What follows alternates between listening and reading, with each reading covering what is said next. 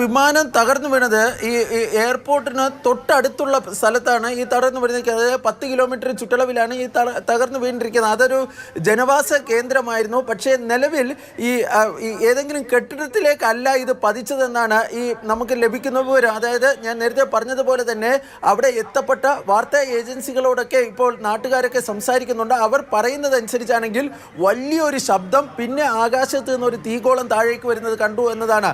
അതായത് ഈ വിമാനം ആകാശത്ത് വെച്ച് തന്നെ അതിന് ഏതെങ്കിലും തരത്തിലുള്ള ഈ അപകടം സംഭവിച്ചിരിക്കുന്നു എന്ന് വേണം നമുക്ക് കരുതേണ്ടത്. ഞാൻ ഈ പറയുന്നത് ഈ തദ്ദേശവാസികളുടെ ഒരു നരേഷനാണ് പറയുന്നത്. അവർ പറയുന്നത് വലിയൊരു ശബ്ദം കേട്ടു, അതിനുശേഷം ഒരു ആകാശത്തൊരു തീഗോളം പോലെ ഒരു സാധനം കണ്ടു എന്നതാണ്. പിന്നീട് അവർ ഈ വിമാനത്തിനേക്ക് അടുത്തേക്ക് വരുമ്പോൾ, അല്ലെങ്കിൽ ഈ സംഭവം നടക്കുന്ന സ്ഥലത്തേക്ക് ആളുകൾ പെട്ടെന്ന് ഓടിക്കൂടുകയാണ് ചെയ്തിരുന്നത്.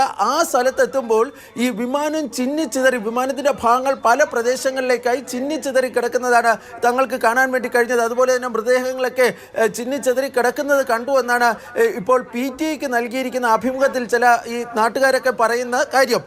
നിലവിൽ ഈ നാട്ടുകാരും തന്നെ ഏതെങ്കിലും തരത്തിൽ ഈ തദ്ദേശവാസികൾക്ക്, അതായത് അതിൻ്റെ സമീപ പ്രദേശത്ത് താമസിക്കുന്ന ആർക്കെങ്കിലും അപകടം ഉണ്ടായി എന്നതിനെ സംബന്ധിച്ചുള്ള വിശദാംശങ്ങളൊന്നും തന്നെ പറയുന്നില്ല. ഈ സർക്കാർ വൃത്തങ്ങളെ ഉദ്ധരിച്ചുകൊണ്ട് പ്രാദേശിക മാധ്യമങ്ങളും മറ്റും പറയുന്ന 110 പേരുടെ മരണം, ആ 110 പേരും ഈ വിമാനത്തിൽ സഞ്ചരിച്ചിരുന്നവരെന്നാണ് നമുക്ക് കരുതേണ്ടത്. ഏതെങ്കിലും നാട്ടുകാർക്ക് ഇതിൽ അപകടത്തിൽ പറ്റിയിട്ടുണ്ടോ, ഈ അപകടം പറ്റിയിട്ടുണ്ടോ എന്ന കാര്യത്തിൽ, അല്ലെങ്കിൽ ജീവൻ നഷ്ടപ്പെട്ടിട്ടുണ്ടോ എന്ന കാര്യത്തിൽ ഒരു വ്യക്തത ഇനിയും വരേണ്ടതായുണ്ട്.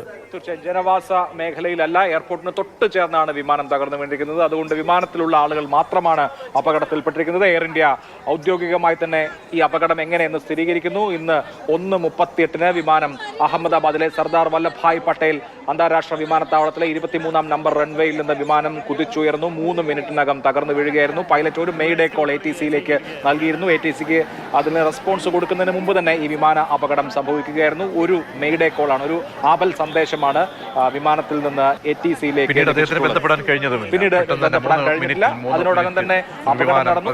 ആകെ 242 പേരായിരുന്നു വിമാനത്തിൽ ഉണ്ടായിരുന്നത്.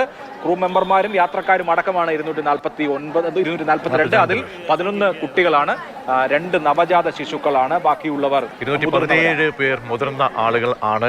ഈ വിവരങ്ങൾ അനുസരിച്ചാണ് 169 ഇന്ത്യക്കാരാണ്. അതിൽ 53 പേർ, ബാക്കിയുള്ള 53 പേരിൽ ബ്രിട്ടീഷ് പൗരന്മാരുണ്ട്. ഒരാൾ അത് കനേഡിയൻ പൗരനാണ്. മറ്റ് 7 പേർ പോർച്ചുഗീസ് പൗരന്മാരാണ് എന്നാണ് ഇപ്പോൾ ഏറ്റവും പുതുതായി ലഭ്യമാകുന്ന വിവരങ്ങൾ.